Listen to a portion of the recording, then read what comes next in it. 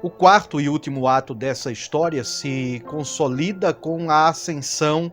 da rainha Isabel ou Elizabeth I. Elizabeth foi a única filha que Henrique VIII teve com Ana Bolena, a mulher que esteve por trás do rompimento de Henrique VIII com a Igreja Romana.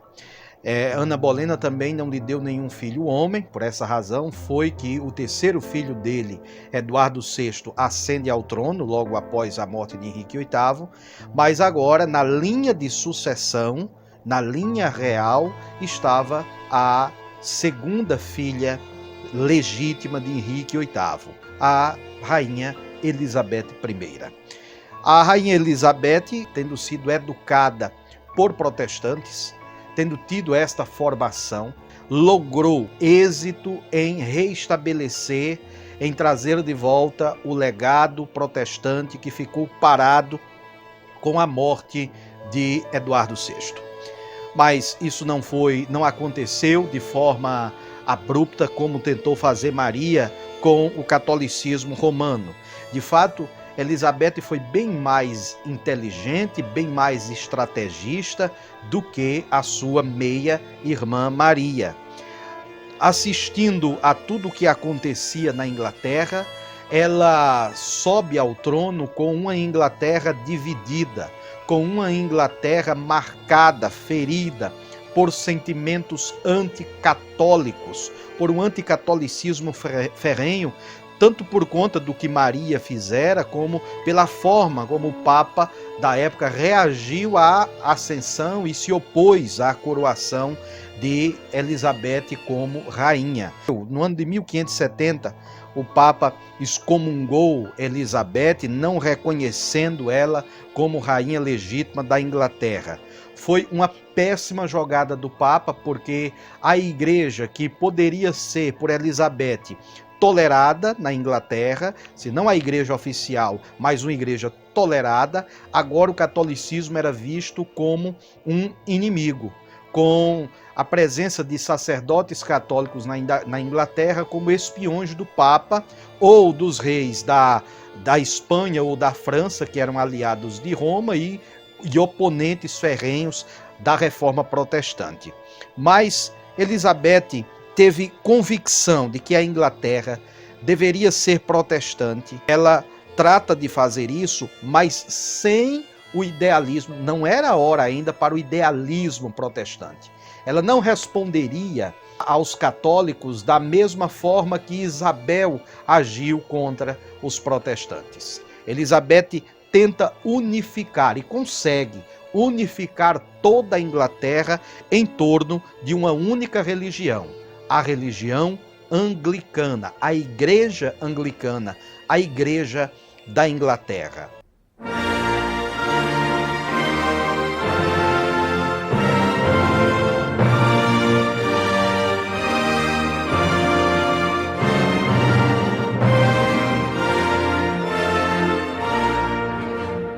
Não era obrigado que católicos, que pessoas que tivessem convicções ou ligações com o romanismo se tornassem anglicanos. Eles poderiam permanecer com suas convicções, mas na Inglaterra só existiria uma igreja durante o reinado de Elizabeth, a Igreja da Inglaterra. Isso foi uma estratégia extraordinária, porque pouco a pouco ela presenciou e viveu para ver, pois foi um dos reinados mais longos da história da monarquia inglesa, ela viveu para ver como o catolicismo romano foi sendo enfraquecido na Inglaterra, primeiro por falta de literatura, segundo por falta de seminários para a formação de padres. Os padres mais velhos da geração anterior ao rompimento de Henrique VIII estavam todos mortos ou morrendo, e os novos só tinham acesso a uma teologia, só tinham uma literatura disponível naquela época na Inglaterra, a literatura protestante. E nesse sentido não foi difícil para que pouco a pouco o idealismo católico fosse morrendo na Inglaterra, sem precisar da rainha começar uma guerra armada, uma inquisição contra os católicos, pouco a pouco foi se enfraquecendo. No final do reinado de Elizabeth, em 1603, não havia dúvida que ser inglês era ser protestante. Então isso foi o legado mais importante que Elizabeth deixou para a Igreja da Inglaterra. Isso sem falar na grande contribuição que ela deu ao fortalecimento, à unificação da Igreja da Inglaterra, da Igreja inglesa, da Igreja anglicana, quando revisou o livro de oração comum. Foi restabelecido logo na sua coroação o ato de supremacia, no qual reconhecia a rainha como a governadora suprema da Igreja. Até os dias atuais, até hoje, os monarcas ingleses recebem esse título. Na coroação de um monarca inglês, o primeiro juramento que ele faz na solenidade, no rito de coroação, é um juramento sobre uma Bíblia em inglês, uma King James, jurando guardar e preservar a fé protestante em todo o território do Reino Unido da Inglaterra. Ela faz isso, ela revisa os 39 artigos, eram 42, passam a ser 39 artigos da religião, que mostram ali claramente o espírito protestante da Igreja, e ela faz algo que não era visto no tempo de Cranmer, na era das principais mentes que moldaram o protestantismo inglês, que na época não simpatizavam com o luteranismo, eles eram mais ligados ao calvinismo, à Suíça, à reforma suíça, mas Isabel consegue trazer, por meio dos 39 artigos da religião, uma via média entre o luteranismo, com a visão a respeito da presença real de Nosso Senhor na Eucaristia, presença real de Cristo na Eucaristia, embora não física, embora não fosse uma presença física como defendia o luteranismo, mas uma presença real na Eucaristia, bem como impregnado de uma doutrina calvinista, de uma doutrina reformada. Isso pode ser visto claramente na leitura dos 39 artigos da religião, que são a nossa confissão de fé. Aliás, o símbolo de unidade da Igreja anglicana, de uniformidade da Igreja, são o livro de oração comum, é o nosso livro de liturgia, é a nossa liturgia, é a nossa fé, está impregnado de nossa doutrina, de nossa teologia e de uma teologia protestante, de uma teologia reformada. O livro de oração comum, os livros das homilias e o livro e os 39 artigos da religião. Essa é a nossa fé, aquilo que cremos, é nisto que cremos, é isto que pregamos e é nisto que nós acreditamos. Para ajudar ainda mais, para contribuir ainda mais com a consolidação do protestantismo na Inglaterra, foi publicada em 1560 a Bíblia de Genebra, foi lançada a primeira Bíblia de estudo da história do cristianismo, a Bíblia de Genebra, uma Bíblia calvinista, repleta de notas de rodapés, notas explicativas para aqueles pregadores com menos instruções, que traziam explicações para palavras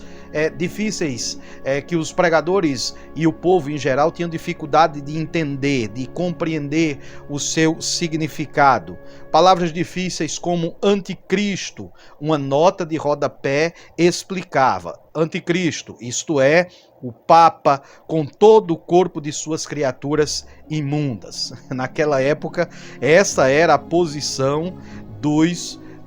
protestantes, não apenas dos protestantes extremistas, mas de todos os protestantes, era de que o Papa era o anticristo. No fim do reinado de Isabel, o Papa ser considerado o anticristo era algo óbvio para todos. Então, o que nós vemos ao longo do reinado de Elizabeth I é o desgaste, pouco a pouco, do catolicismo, o anglicanismo protestante se tornando a identidade, fazendo parte da identidade do povo inglês, moldando a cultura inglesa, como pode ser visto até hoje. Portanto, isto é a história do anglicanismo, esta é a história da reforma protestante na Inglaterra, Damos então o crédito a Elizabeth I por todas as formas, por todos os meios que ela encontrou em sua época, pôde unificar a Inglaterra sem extremismos, nem de um lado nem do outro, sem impor a religião protestante aos ingleses que não queriam ser protestantes, deixando esses livres para fazerem uma escolha, mas ao mesmo tempo sendo enérgica, mostrando que havia uma igreja só na Inglaterra, a igreja da Inglaterra, a igreja anglicana, que ser inglês era ser protestante, era ser anglicano, e por causa disso levou a êxito, a bom termo, a reforma da igreja da Inglaterra. O anglicanismo, tal qual conhecemos hoje, com suas variações em torno das diferenças entre diferentes comunhões de igrejas, países e culturas, é um anglicanismo que surge, que emerge durante o reinado da grande rainha Elizabeth I.